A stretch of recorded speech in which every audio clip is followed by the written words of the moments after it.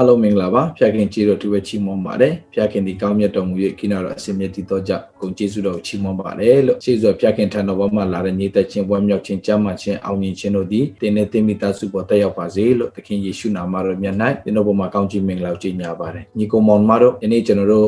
့နှုတ်ကပတ်တော်တစ်ပိုက်ကိုကျွန်တော်ဆင်ခြင်ဖို့ဖြစ်တယ်အဲ့ဒါတော့ရှမသက်ခရစ်ဝင်ခန်းကြီး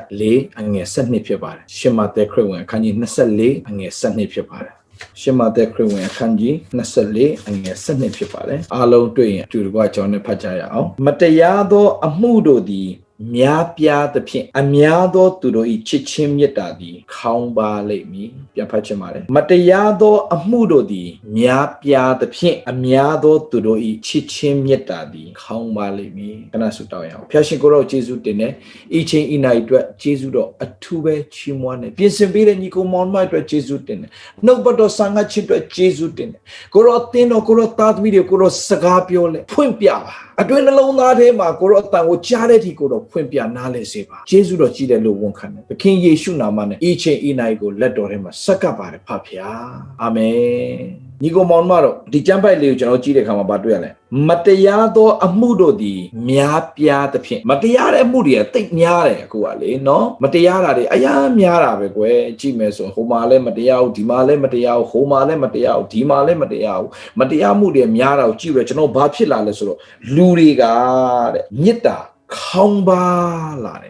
်မေတ္တာခေါင်းပါလာတယ်အိမ်တော်မှာလည်းမေတ္တာခေါင်းပါလေအသင်းတော်မှာလည်းမေတ္တာခေါင်းပါတယ်ကျွန်တော်တို့မိတ်ဆွေအတိုင်းဝိုင်းထဲမှာလည်းမေတ္တာခေါင်းပါတာတွေဖြစ်လာတယ်မေတ္တာခေါင်းပါမှုတွေဖြစ်တယ်ဘာကြောင့်လဲဆိုတော့မတရားတဲ့အမှုတွေများပြားလာလို့မတရားတာတွေကိုကြည့်ပြီးတော့မှဒေါသတွေထွက်နေမတရားတာကြည့်ပြီးတော့မှဟာလာလှုပ်ခြင်းနဲ့ကံကြီးညီကိုမောင်မတို့ကျွန်တော်ပြောပြစီနှုတ်ကပတ်တော်နဲ့သွားတဲ့လူကမေတ္တာနဲ့သွားရမယ်ဘာဖြစ်လို့လဲဆိုတော့သူများမေတ္တာမပြတာအရေးမကြီးဘူးတို့ကဖရာသားသမီးဖြစ်တယ်တို့ကစံပြဖြစ်တယ်တို့က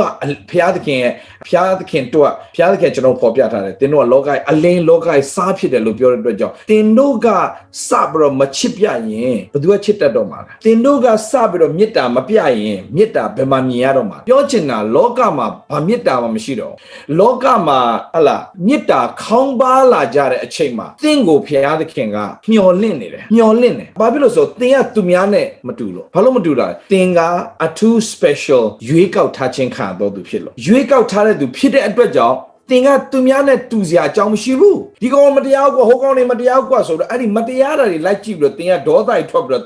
တင်ကဟာလာမတရားတဲ့အတွက်ကြောင့်ငါတို့ကဟာလာတခုခုလုံးမရမှာပေါ့ဆိုတဲ့အရာကညီကောင်မောင်မတို့အလင်းရဲ့သားမဟုတ်ဘူးဖျားသားသမီးရဲ့တဘာဝအဲ့လိုမဟုတ်ဘူးညီကောင်မောင်မတို့ဘာလို့ပြောတာလဲသိလားညီကောင်မောင်မတို့မေတ္တာခေါင်းပါကြလိမ့်မယ်တဲ့သို့တော့ဖျားသားသမီးမှန်ရင်မေတ္တာရှိကိုရှိရမယ်ဘာဖြစ်လို့လဲဖျားသခင်ဒီချစ်ချင်းမေတ္တာဖြစ်တယ်လို့ပြောတဲ့အတွက်ကြောင့်ဖျားသားသမီးမှန်ရင်မေတ္တာရှိကိုရှိရမယ်ဘာဖြစ်လို့လဲโอเคကျွန်တော်ပြောပြကျွန်တော်လည်းပဲကျွန်တော်ပြောမှာတခြားလူလည်းမပြောကျွန်တော်ကိုမကောင်းပြောတဲ့သူတွေကျွန်တော်ကိုအမျိုးမျိုးလုပ်တဲ့သူတွေကျွန်တော်ဟာလာအမျိုးစုံပေါ့နော်နာကျင်အောင်လုပ်တဲ့သူတွေကိုကျွန်တော်စိတ်ဆိုးလားဆိုရင်ခဏစိတ်ဆိုးတယ်ဒါမှန်ကဝန်ခံတာခဏစိတ်ဆိုးတယ်ဒါပေမဲ့အကြာကြီးစိတ်ဆိုးလို့မရဘူးအဲ့ဒါကျွန်တော်သူများတက်ကောင်းလို့လည်းမဟုတ်ဘူးအကြာကြီးစိတ်ဆိုးလို့ကိုမရတာပြဿနာဆိုတော့တခါတလေမှာကိုတောင်ပြန်ပြောတယ်နေကအမှတ်ကိုမရှိဘူးကိုပြန်ပြောတယ်တခါတလေနေအောင်မကောင်းပြောတဲ့လူလည်းပြန်လာရင်နေကပြန်ခေါ်တာပဲပြန်ကြွေးတာပဲပြန်မွေးတာပဲနေ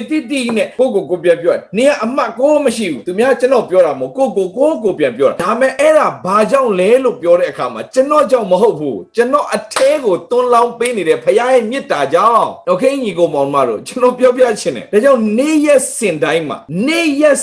ာကျွန်တော်သဘောပေါက်မဲ့အရာနေ့ရက်စင်တိုင်းမှာသင်ဖခင်နဲ့မေတ္တာဖွဲ့ဖို့လိုတယ်ဘာကြောင့်လဲဖခင်နဲ့မေတ္တာဖွဲ့ရင်ထူးခြားတဲ့အရာတစ်ခုရှိတယ်ဖခင်နဲ့မေတ္တာဖွဲ့မင်းတော့အရန်အောင်မြင်လာမယ်အရန်ကြွယ်ဝမယ်အဲ့ဒါတွေကနောက်မှာအဲ့ဒါတွေအရေးမကြီးဘူးဖခင်နဲ့မိတ္တာဖွဲ့ပထမဆုံးသင်ရတာဖခင်ရဲ့မေတ္တာကိုဒါရှင်တော်ဝိညာဉ်တော်ဖခင်သွန်းလောင်းပေးတယ်နေ့ရက်စင်တိုင်းမှာဘာဖြစ်လို့သင်မေတ္တာနဲ့ပြေဝဖို့လိုတာလဲလို့ပြောရင်မေတ္တာကခန်းချောက်တတ်တယ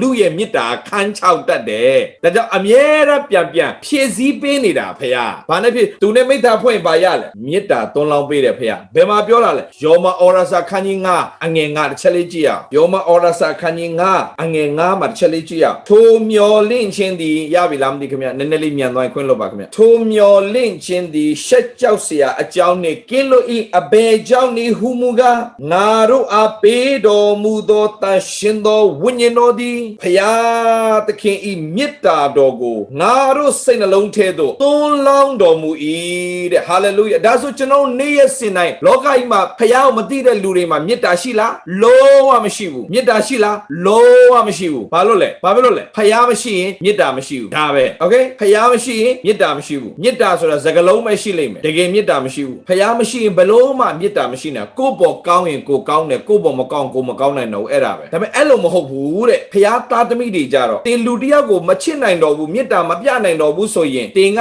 ဘာလို့ရမလဲဆူတောင်းရမယ်ဖျားသားသမီးနဲ့လောကသားရဲ့ကွာခြားချက်ကဘလို့ကွာလဲဆိုရင်မေတ္တာရှိခြင်းနဲ့မေတ္တာမရှိခြင်းနဲ့ကွာသွားတယ်မေတ္တ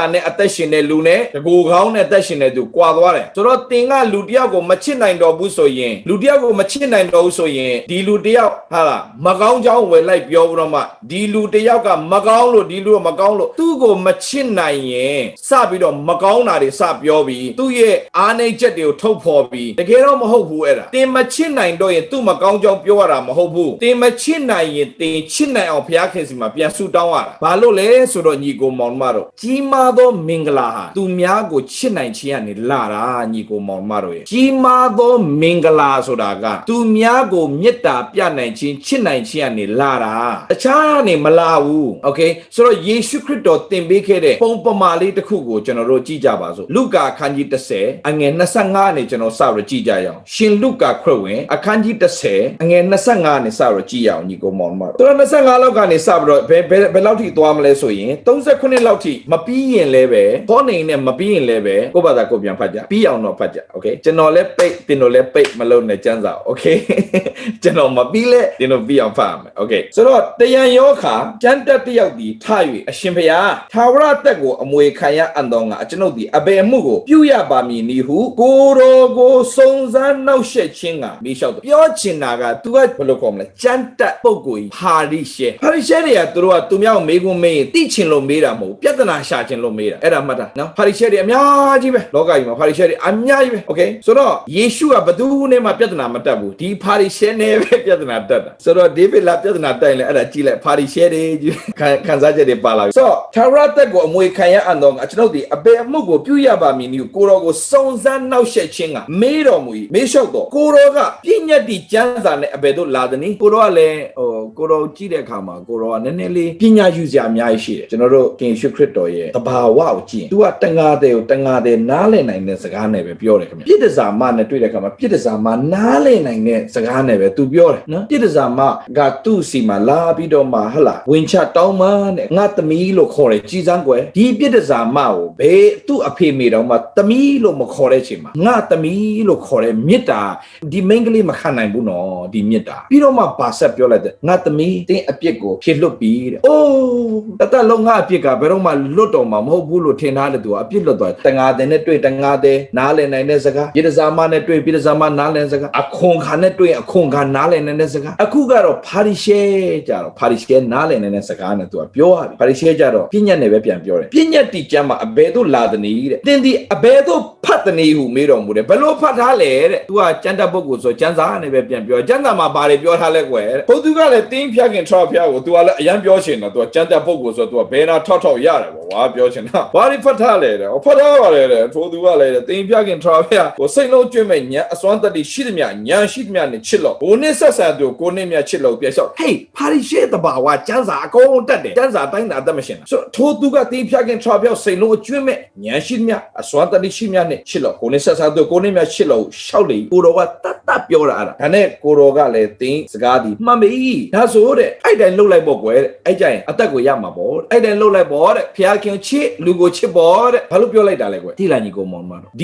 ပြည့်ညတ်ကျမ်းစာကိုကျွမ်းကျင်နေတော့ဖာရိရှဲကကျမ်းစာတွေအရာတတ်ပေမဲ့လေဘာမြတ်တာမှမရှိဘူးဆိုတာကိုတော်ကသိတယ်ဘာမြတ်တာ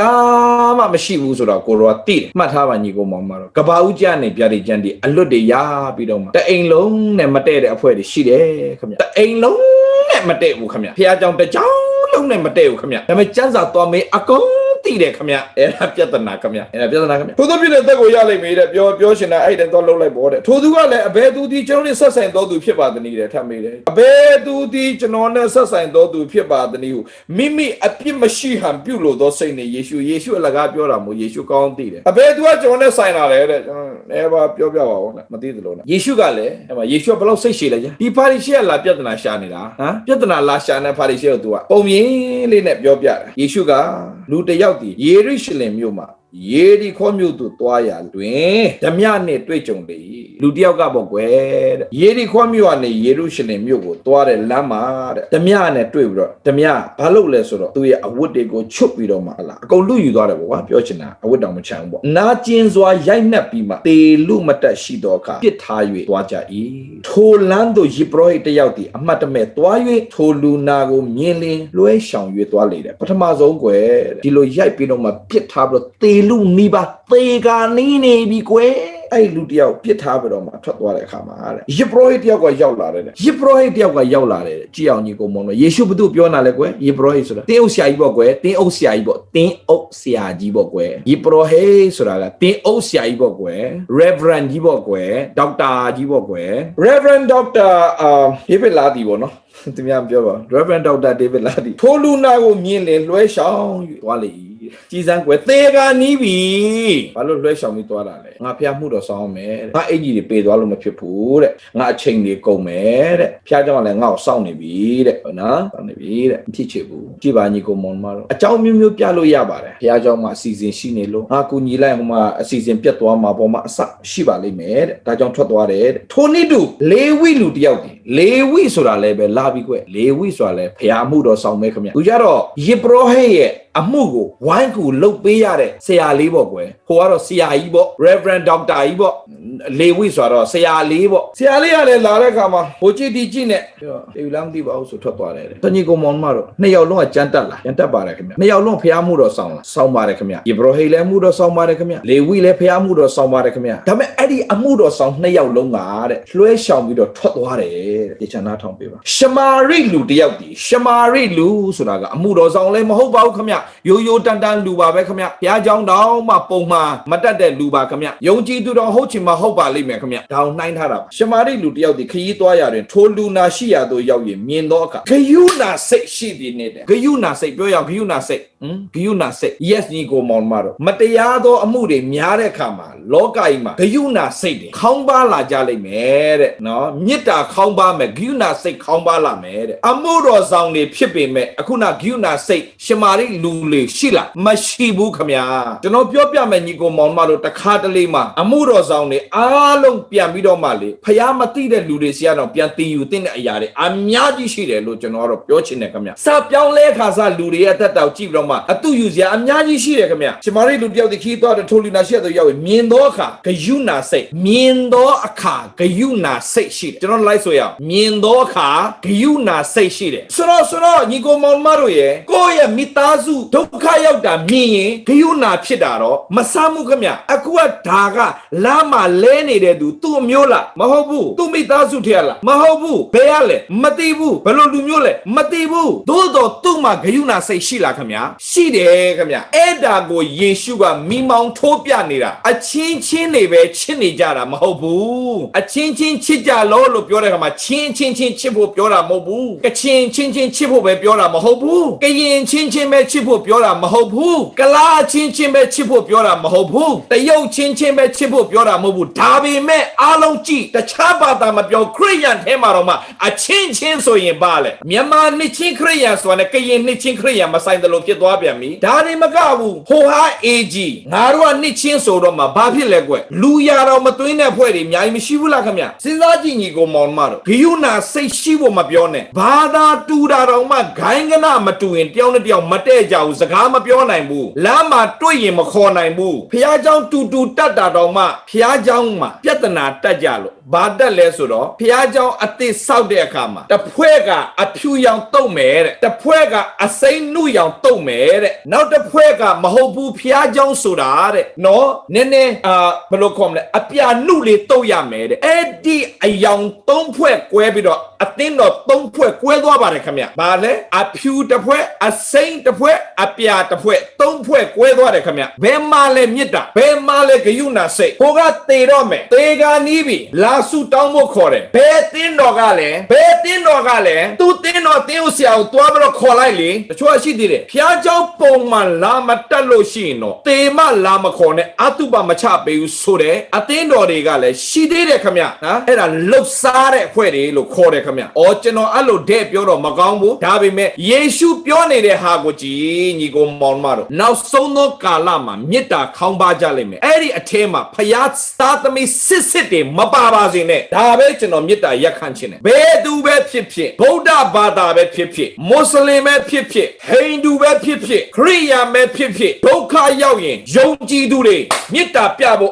အစင်သစ်ပြင်ထားပါ that's it မာစားဖို့အစင်သစ်ပြင်ထားပါကျွေးမွေးဖို့အစင်သစ်ပြင်ပါဘယ်ကိုင်းကနာမှစိတ်ဝင်စားဘူးဘယ်ဘာသာမှစိတ်ဝင်စားဘူးဖျားဖန်ဆင်းတဲ့သူတွေအားလုံးဒုက္ခရောက်ရင်မေတ္တာပြပါအဲ့ဒီမေတ္တာပြခြင်းအနောက်မှာမေတ္တာရှင်ကိုသိမြင်ဖို့အကြောင်းဖြစ်လာလိမ့်မယ်ဖျားသခင်သည်ချစ်ချင်းမေတ္တာဖြစ်တော်မူတယ်လို့ဗဇက်ကမပြောနဲ့ဖျားရဲ့မေတ္တာကိုတင့်အထက်ကနေလူတွေတွေ့သွားဖို့ဖျားသခင်ကအသုံးပြုခြင်းနဲ့တင့်ကိုဖျားသခင်သည်ချစ်ချင်းမေတ္တာဖြစ်တော်မူဒါပေမဲ့တဲ့မတရားမှုတွေများလာတဲ့အခါမှာမေတ္တာခေါင်းပါကုန်ပြီတဲ့အခုမြန်မာပြည်မှာပဲကြည့်မတရားမှုတွေများလာတာနဲ့များမေတ္တာတွေခေါင်းပါကုန်ပြီဒါပေမဲ့ကျွန်တော်ပြောပြမယ်ညီကိုမောင်မတို့သူများမိုးခါရီတောက်တိုင်းလိုက်တောက်တဲ့ထဲမှာတင်လုံးဝမပါပါစေနဲ့တင်ရဖျားသားသမီးတင်ရဖျားသားသမီးတင်သွားရင်ကျွန်တော်ပြောပြမယ်မြန်မာပြည်မှာနော်မြန်မာပြည်ဖြစ်ခဲ့တဲ့တခုကျွန်တော်ပြောပြကျွန်တော်ကဘယ်လူမျက်နာမှမထောက်ပဲကျွန်တော်ပေးကန့်တက်တယ်ကျွေးမွေးတက်တယ်ကြီးစုတက်တယ်ကျွန်တော်နဲ့နေခဲ့တဲ့သူတွေအားလုံးသိတယ်ကျွန်တော်နဲ့မသိတဲ့လူတွေကသူများပြောတာပဲရှောက်ကြားပြီးတော့ကြားဘူးနားဝိုင်နဲ့ရှောက်ပြီးတော့မှရှောက်ပြောနေဖွဲ့လည်းရှိတယ်ပဲကျွန်တော်နဲ့နေခဲ့တဲ့သူတွေလည်းရှိကျွန်တော်နဲ့နေခဲ့တဲ့သူတွေကိုနဲ့နေခဲ့တဲ့သူတွေတော့မှကိုမကောင်းကြောင်းပြန်ပြောတဲ့ဖွဲ့တွေရှိသေးတာပဲကျွန်တော်ကြွေးတာစားပြီးတော့မှအဲ့လိုပြောလည်းမကောင်းလို့ဒါပေမဲ့ကျွန်တော်ပြောပြမယ်ညီကိုမောင်မတို့လောကမှာဒီလိုမျိုးတော့ရှိမှာပဲမတတ်နိုင်ဘူးโอเคသို့တော်တခုကျွန်တော်နားလည်အောင်ပြောပြစီကျွန်တော်ညီကိုမောင်မတွေသူများကိုပေါ်ကောင်းကောင်းမကောင်းကောင်းဒုက္ခ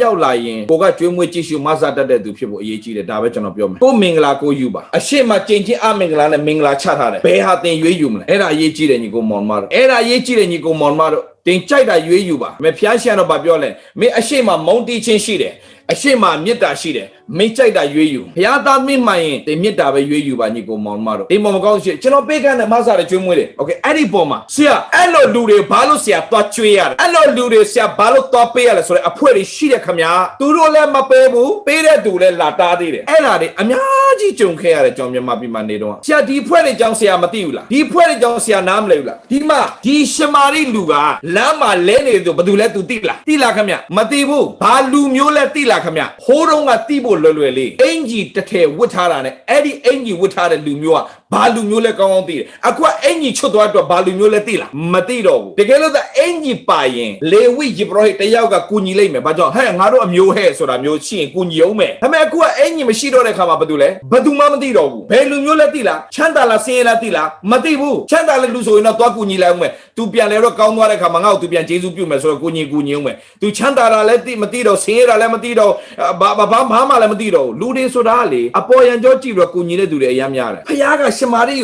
ှမာရိဒီကောင်းသောရှမာရိကိုပြောနေတာအဲ့ဒါပဲ तू ဘာစင်ရတာချမ်းသာတာ तू တိလားမသိဘူးဘယ်လူမျိုးလဲ तू တိလားမသိဘူး तू အမျိုးဟုတ်လားမဟုတ်လား तू မသိဘူးဒါပေမဲ့ तू ဘာလုပ်လဲတဲ့ကွယ်ကြည့်ရအောင်ဂယုဏစိတ်ရှိတဲ့နဲ့ချင်းကပ်၍တဲ့ तू ဤအနာများကိုစီနစ်စပြည့်ရထဲ့လေအဝတ်နဲ့စီးပြည့်လင်မိမိတိရစ္ဆာန်ပေါ်မှာတင်၍ဇရက်တစ်ခုသို့ဆောင်သွားပြုစုလေကြည့်အောင်ညီကိုမောင်မချင်းကပ်၍ तू ဤအနာများကိုစီနစ်စပြည့်ရထဲ့လေအဝတ်နဲ့စီးပြည့်လင်ပြောချင်တာပါလေအရင်ဆုံး तू ကရှေးဥတုနာပြုလုပ်ပေးလိုက်သေးတယ်အတက်ကဲတာโอเคမှတ်ထားနော်စီနဲ့စပြည့်ဆိုအလကားမုံတော့ယေရှုနှုတ်ကနေထွက်တဲ့စကားစီနဲ့စပြည့်စီကဆေးနော်စပြည့်ရဆေးနော်ဝိုင်ကိုပြောတာမဟုတ်ဘူးအခွင့်ရေးယူခြင်းတဲ့အဖွဲ့တွေကလာအောင်မယ်စပြည့်ရโอเคစပြည့်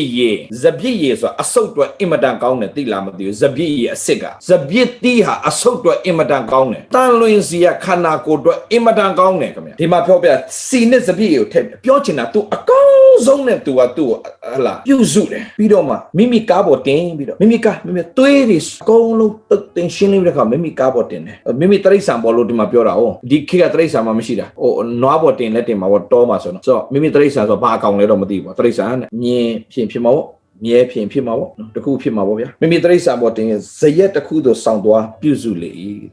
ကြည်စမ်းကွယ်သူကူညီတဲ့သူကတခိုးလားသူကူညီတဲ့သူကလူလိန်လားသူကူညီတဲ့သူကမကောင်းတဲ့လူလားမသိပါဘူးခင်ဗျာနောက်နေ့နှစ်ဖန်ထွက်သွားသောအခါဒေနာရဲ့နှစ်ပြားကိုထုတ်၍ဇရက်ရှင်အားပေးလေဤသူကိုကြည့်ရှုပြုစုပါကုတ်သမျှကိုပြန်လာသောအခါဆက်ပေးပါမယ်တေးတေးချာချာသူ့ကိုကြည့်ရှုပြုစုပေးပါတယ်ကျွန်တော်အဂျန်အရေးပေါ်ကိစ္စဖြစ်နေတဲ့အတွက်ကျွန်တော်သွားမယ်ပြန်လာတဲ့အခါမှာဒီတက်ထားခဲ့တာမဟုတ်နော်ပြန်လာပြီးရင်ဘာဖြစ်လဲသူ့ရဲ့ကုန်ကြစိတ်တွေအားလုံးကိုကျွန်တော်ပြန်လာပေးပါမယ်ပြုစုသမျှလည်းကျွန်တော်ပြန်လာပေးပါအောင်ဆက်ပေးမိလို့ဆိုရင်တင်ဒီအဘယ်သို့ထင်သည်ထိုသူ၃ယောက်တွင်အဘယ်သူသည်ဓမြလက်သို့ရောက်တော်သူနှင့်ဆက်ဆိုင်တော်သူဖြစ်သည်ဟုပြန်၍မေးတော်မူလေကျမ်းတက်ကလည်းလူနာကိုတနာတော်သူသည်ဆက်ဆိုင်တော်သူဖြစ်ပါသည်ဟုရှောက်တော်ယေရှုကတင်ဒီတွား၍ထိုနည်းတူပြုတော်ဟုမိန်တော်မူမကြီးညီကိုမောင်မတို့ဒီနေ့ကသူများကစင်ရဲသားတွေအတွက်ဒုက္ခရောက်တဲ့သူအတွက်ရေဘေးအတွက်လှူပါတယ်လို့ပြောတဲ့ဟာကိုတဝက်ပေးပြီးတရွက်ကိုတဝက်ကိုကိုယ်အိတ်ထဲထဲတဲ့အဖွဲတွေရှိသေးတယ်ခင်ဗျာရှိတယ်ခင်ဗျာဘလို့ကောင်းစားမှာလဲယုံကြည်သူတွေထဲမှာပင်ရှိတယ်ခင်ဗျာ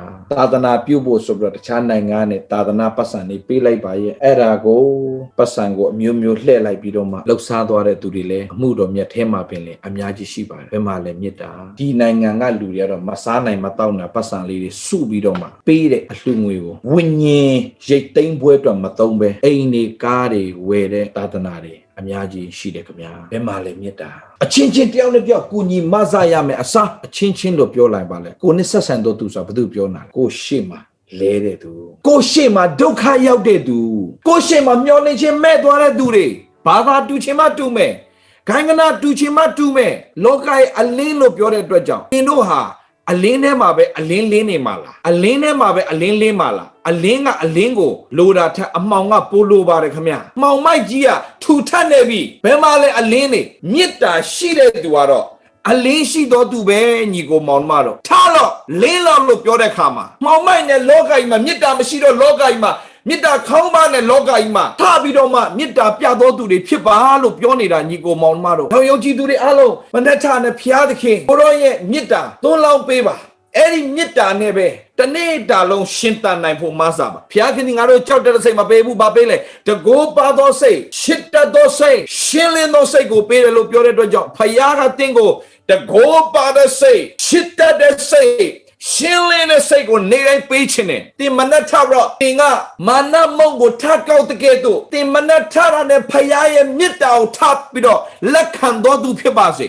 ဖခင်ရဲ့မေတ္တာသွန်းလောင်းမှုကိုရယူတော်သူတွေဖြစ်ပါစေအဲ့ဒီမေတ္တာကိုမရယူဘဲနဲ့တင်တနေ့တာလို့ဘယ်တော့မှစိတ်မရှင်းနိုင်ဘူးဘယ်တော့မှလူအကောင်းမမြင်နိုင်ဘူးဘယ်တော့မှလူကိုအကောင်းမပြောနိုင်ဘူးဘယ်တော့မှလူတွေကိုကြည့်ပြီးတော့မှမေတ္တာထားနိုင်မှလည်းမဟုတ်ဘူးဂယုဏတတ်နိုင်မှလည်းမဟုတ်ဘူးညီကိုမောင်မတော်တင်ဘလောက်ဆုတောင်းတင်ဘလောက်ကျမ်းစာဖတ်ဘလောက်ပဲကျမ်းစာတွေတိတင်လူတယောက်ကိုမေတ္တာမပြနိုင်ဘူးလူတယောက်ကိုတင်မေတ္တာကြောင့်မပြောနိုင်ဘူးတင်သူတယောက်ရဲ့လိုအပ်နေမှုကိုတင်သူ့လူမျိုးဘာလို့ငါပေးရမှာလဲ no သူ့မှာလဲသူ့ဒုက္ခနဲ့သူ့ပြဿနာရှိမယ်တင်မသိပဲနဲ့မစီရင်ပါနဲ့ပေးစရာရှိတာပေးလိုက်ပါမဆစရာရှိတာမဆလိုက်ပါကူညီစရာရှိတာကူညီလိုက်ပါဆွဲထူစရာရှိတဲ့သူဆွဲထူလိုက်ပါဒီနေ့မှာတစ္ဆာရှိတော်ငယ်သားကောင်းတင်ဒီငယ်သုံးမှာတစ္ဆာရှိတယ်ကြီးတော်မှုကိုတင်နေငါဒါကြောင့်မနဲ့ထတာနဲ့ဖျားသခင်ကိုရောမြတ်တာကိုတွန်းလောက်ပေးပါဘာလို့လဲကိုရောမြတ်တာမပါဘဲနဲ့တနေ့တာလုံးဘလို့မှအသက်ရှင်နိုင်မှာမဟုတ်ဘူးကိုရောဖျားမြတ်တာမပါဘဲနဲ့တင်သွား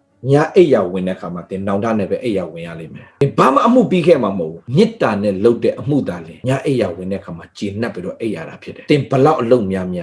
မေတ္တာမပါဘဲနဲ့လှုပ်ဆောင်ခဲ့တဲ့အရာတွေအားလုံးကအိယာဝင်တင်နောင်တနဲ့ပဲအိယာလိမ့်မယ်။ဒါညီကိုမောင်မတော်ဒီနေ့ကျွန်တော်ပြောပြချင်တယ်။အခုနကကျွန်တော်ဖတ်သွားတဲ့ထဲမှာမဿဲခန်းကြီး24အငယ်7မှာကျွန်တော်ခုနပြောသွားတဲ့အတိုင်းပဲမတရားတဲ့အမှုကတော့များနေမှာပဲတင်မတရားတော့ကြည့်ပြီးတော့မှတင်ဒေါသတွေထွက်နေမှာလားဟမ်လူတွေကိုဆဲနေမှာလားလူတွေကိုမကောင်းတာပြောနေမှာလားမကျေနပ်ချက်တွေပြောနေမှာလားတင်ဘဝဘယ်တော့မှတိုးတက်စရာအကြောင်းမရှိတော့ဘူးတင်ဘဝဘယ်ခီးမှလည်းရောက်မှာမဟုတ်တော့ဘူးအတိတ်ပဲရှိတဲ့ဘဝကိုလည်းတင်ဖော်ထုတ်နိုင်မှာမဟုတ်ဘူးဒါတွေမှာဘာပြောလဲမတရားသောအမှုတို့သည်များပြားသဖြင့်အများသောသူတို့၏ချစ်ချင်းမေတ္တာသည်ခေါင်းပါလိမ့်မယ် အဲ့ထဲမှာတင့်ကိုဖျားလုံးဝမပါစေချင်ဘူးတင့်ကိုလုံးဝဖျားမပါစေချင်ဘူးแล้วဘာပြောလဲတရှင်တော်ဝိညာဉ်တော်အပြင်မေတ္တာကိုမလုပ်ပေးနဲ့သွန်လောင်းပေးနေအဲ့ဒီမေတ္တာကိုခံယူကြပါမလားအဲ့ဒီမေတ္တာကိုခံယူပြီးတော့မှနေ့တိုင်းအသက်ရှင်ပါမချစ်အပ်တော်သူကိုအချစ်လို့ခေါ်တယ်လို့ဖျားပြောတဲ့ကဲ့သို့အဲ့ဒီမေတ္တာကိုရလိုက်မချစ်အပ်တော်သူလည်းကျွန်တော်တို့အချစ်လို့ခေါ်လာနိုင်လိမ့်မယ်လူတစ်ယောက်ကိုကူညီရင်ဘယ်သူလဲဘာညာမေးတာထက်တကယ်လို့အပ်ရင်တကယ်ကူညီပေးတတ်ဖို့ပဲအရေးကြီးတယ်မဆာဖို့အရေးကြီးတယ်ဒီနေ့ကဘာကြီးကဖျားသားသမီးတွေကိုစောင့်နေတယ်ဘာလို့လဲကဘာမှာမေတ္တာမရှိတော့ဘူးဖျားသားသမီးတွေမှာပဲမေတ္တာရှိတယ်ဒါကြောင့်ဖျားသားသမီးများဖျားသားသမီးတွေရဲ့တဒံပေါ်လွင်ထင်ရှားဖို့ဒီနေ့ကစရွေဖျားမေတ္တာနဲ့စတင်တက်ရှင်တော်သူများဖြစ်ဖို့မနှက်ထတာနဲ့ဖျားရဲ့မေတ္တာကိုဖျားခင်ငါတို့ချစ်တဲ့စိတ်တကူပါသောစိတ်ရှင်းလင်းတဲ့စိတ်ကိုပေးပြီးသားဖြစ်တယ်နေ့ရက်စနေမှာလည်းထပ်ပြီးတော့တွန်းလောင်းပေးနေတယ်အဲ့ဒါနေ့တိုင်းခံယူပြီးတော့အသက်ရှင်သွားလာပါဖျားသခင်ကျင့်နဲ့ရတဲ့အသက်တာဖျားသခင်အားရရတဲ့အသက်ဒါငါသားသမီးလို့ဂုဏ်ယူရတဲ့အသက်တာဖြစ်ရတဲ့မင်္ဂလာဒီဒီနေ့နှုတ်ကပတ်တော်ကြားပြီးတော့လက်တွေ့လုပ်တဲ့သူတွေရဲ့သက်တာမှာပြည့်စုံပါစေခဏကျွန်တော်ဆုတောင်းကြရအောင်တူလို့ကွာဖျားရှင်ကိုရောယေရှုတင်တယ်ကောင်းမြတ်တော်မူသောဖျားကိနာတော်ရှင်မြတ်တည်သောကြောင့်ကိုယေရှုတော်ချီးမွမ်းပါကိုရောယေရှုတော်တတ်ဖြစ်တယ်ဆိုတာကိုဝန်ခံပါတယ်ဖဖျားဟာလေလုယာဖဖျားကိုရောကိုယေရှုတင်တယ်ကိုရောကိုယေရှုတင်တယ်ကိုရောကိုယေရှုတင်တယ်ကိုရောယေရှုတင်တယ်အနည်းတော့ဘတ်တော်အပြကိုရောလောကမှာမြတ်တာခေါင်းပါနေပြီဒါပေမဲ့ဖျားသားသမီးစစ်မှန်တဲ့ဖျားသားသမီးလက္ခဏာတော့မေတ္တာနဲ့သက်ရှင်တော်သူတွေဖြစ်တယ်မေတ္တာနဲ့စတင်လှုပ်ဆောင်တော်သူတွေဖြစ်တယ်မေတ္တာကိုအခြေခံတော်သူတွေဖြစ်တယ်ဒီနေ့ဘယ်သူဘယ်ဝါရေးမကြည့်ဘူးဘာလူမျိုးလဲရေးမကြည့်ဘူးဘယ်ဘာသာလဲရေးမကြည့်ဘူးဘယ်ခိုင်းကနာလဲရေးမကြည့်ဘူးမေတ္တာပြဖို့ပဲအမြဲတမ်းပြင်ဆင်တော်သူတွေဖြစ်လေမေတ္တာပြရင်နဲ့မိမိအထက်ကမေတ္တာရှင်ကိုတွေ့ရှိသွားတော်သူများဖြစ်ပါစေတော်လို့ဝန်ခံလျက်သခင်ယေရှုဖျားနာမနဲ့ဆုတောင်းကောင်းကြီးပေးလိုက်ပါတယ်ဖာမစောတော်ဖျားအာမင်Amen and amen. To God be the glory. Hallelujah. Hallelujah.